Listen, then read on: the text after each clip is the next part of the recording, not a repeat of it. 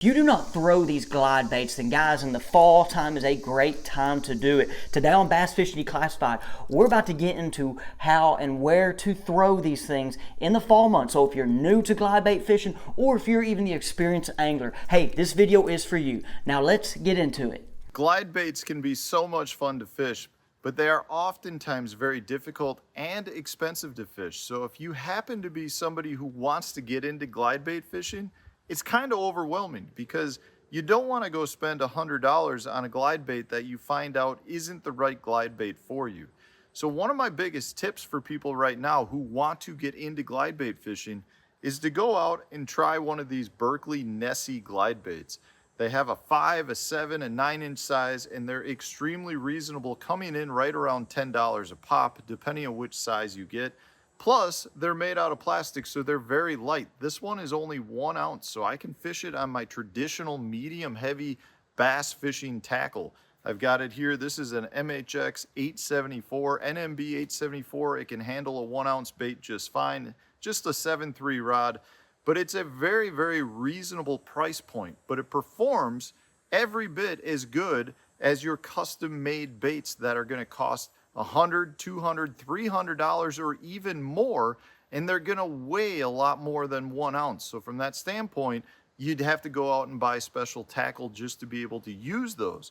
But in this case, this bait runs extremely well. It works as any other glide bait would, and it's a very, very good bait to enter into the glide bait fishing world. So if you're an angler out there that wants to try glide baits, I highly recommend going out, getting one of these Nessies and putting it to work. This bait will spin, do 360s. It'll do everything that your high dollar custom baits will do, and it catches fish too. I don't want to miss out on that. This bait catches them very, very well, just like all of the other high dollar ones, but you're getting in at a much better price point. So that's my tip for you. If you have not glide bait fished before, it's something that you want to get into. Don't go out and spend $400 a pop on ones that you're not sure you're going to be able to use, or even have tackle that's heavy enough to use. Go buy one of these little Berkley Nessies, fish it around. If you like fishing this, then you can upgrade into the crazy world of glide bait fishing, because once you get into it, you're probably going to be hooked and you're going to be spending a lot of money doing it, but you don't have to. This guy right here will put them in the boat for you.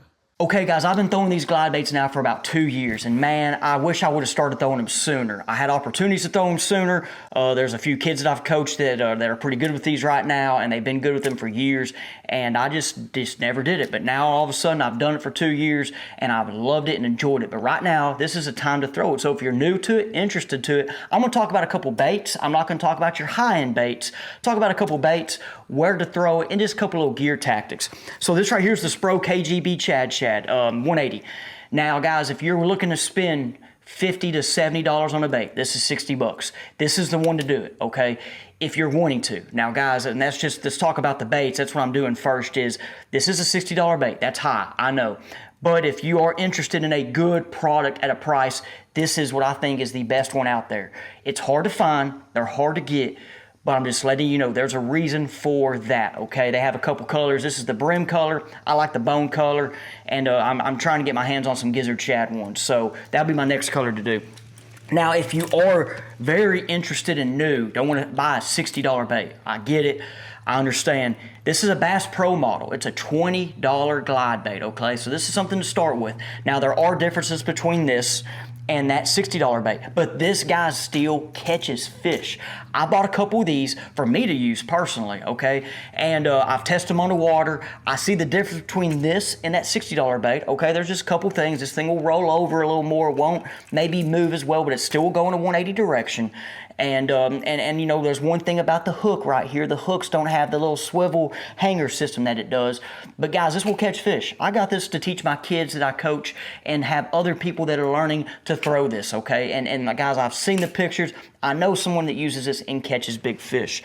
Another one that's just a little bit different of action. This is the draw 6.5. They have the big draw. This is the smaller draw. Another one as well that you might be interested in that's at a cheaper price point.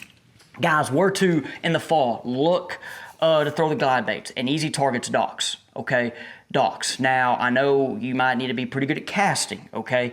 I have a 710 right here. This is a Denali Attack 710 heavy moderate action rod. You want a heavy rod, but I like the moderate action to where it can bend and let them fish eat it and suck it in, okay? If you have it too stiff, you might rip it out. Now, this 710 is not the best to cast with, like at objects. I cast better than most people, but if you are new, you know, to it, a 7.4 rod's good. There's a Denali Attack 7.4 heavy moderate I would recommend, okay?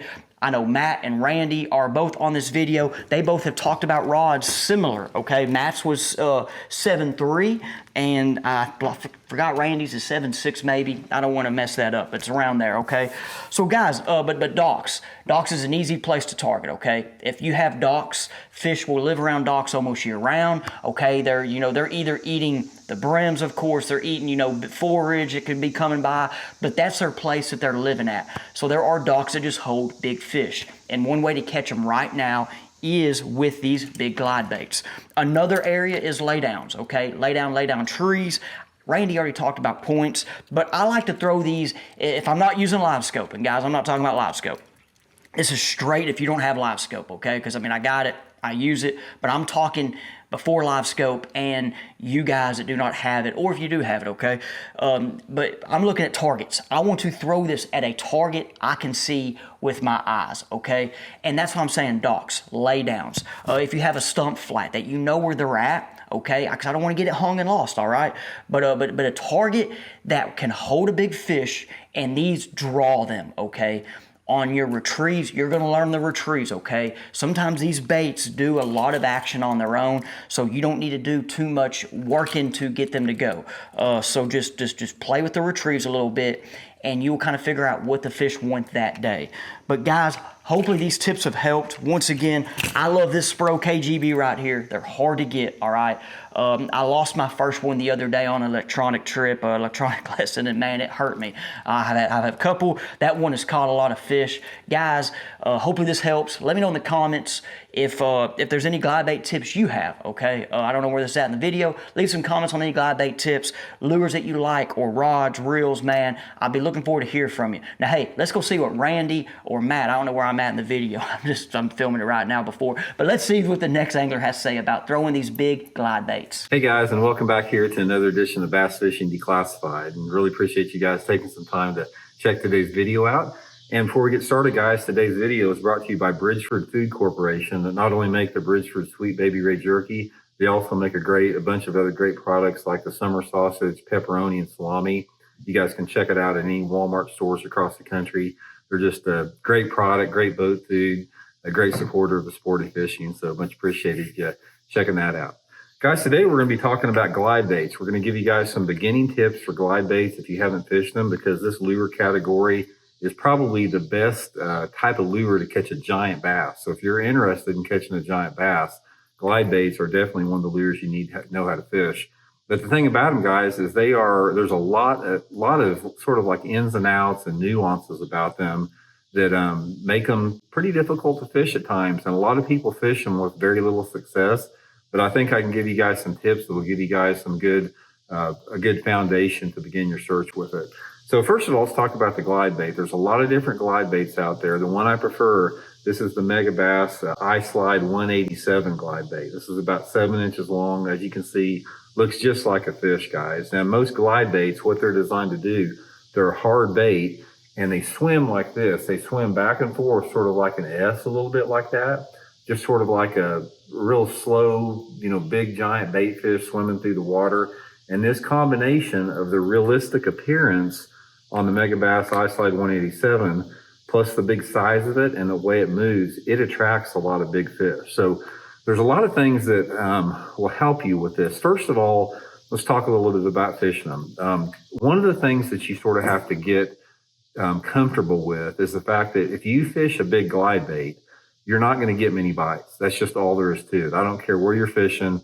You're not going to get a ton of bites. You're basically, it requires a little bit of shift in your expectations that you're out for a few number of bites, but you're out for big fish. So you have to sort of like, have a little bit of a mental shift, and that will go a long way with it.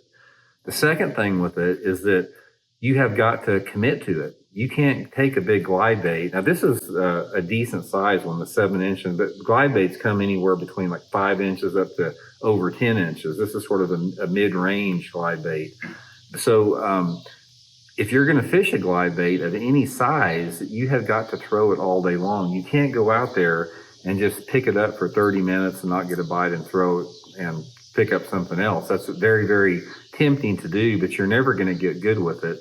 So the next thing I would suggest is if you want to catch a fish on a glide bait, take nothing but 2 or 3 glide baits with you and 2 or 3 glide bait rods where you don't have anything else to throw that forces you to do it. But the reason that this is, it's a big commitment to a fish. The bait this large takes a big fish to hit it. Now, next to like a little megabass dark sleeper, look at the size difference. So you can tell how much of how much the bass has to really want it and be hungry to hit something this size. So those are the 2 main things with it. The next thing with it, guys, is the action.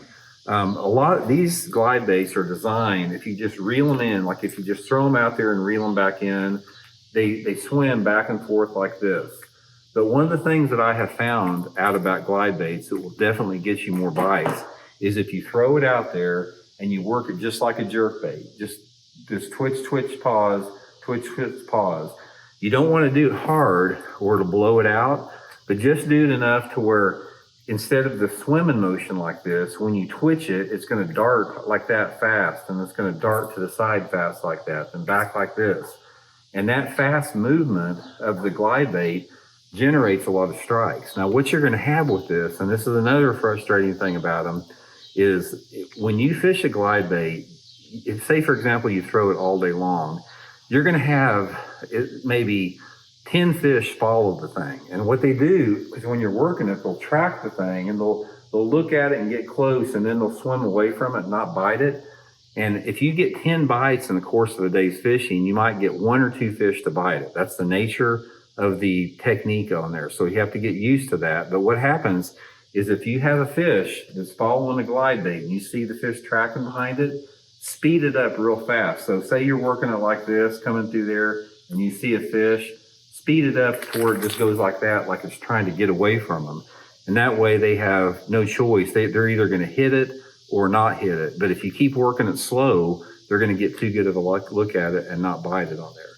You got to throw it on heavy tackle. Most of the time I throw them, depending upon the size of the glide bait, on my 7.5 foot Megabass Alkalies flipping stick. I usually pair it up with 25-pound test Seagar and Vizex fluorocarbon line. I found that works pretty good with that. And as far as the conditions, the best place to throw them on, guys, is points. Main lake points, secondary points. Just get out there and fan cast all over them. And the best water clarity for it is you need water visibility like between 3 to 6 feet. That's going to be an ideal situation. And a little bit of wind helps. If you got a calm day, it's going to make it a little bit tougher. But anyway, guys, give them a try. Get you a couple of these Megabass 187 ice slides. Just throw them all day long, and you got a chance to catch the biggest bass of your life. So hope it helps out. We'll see y'all.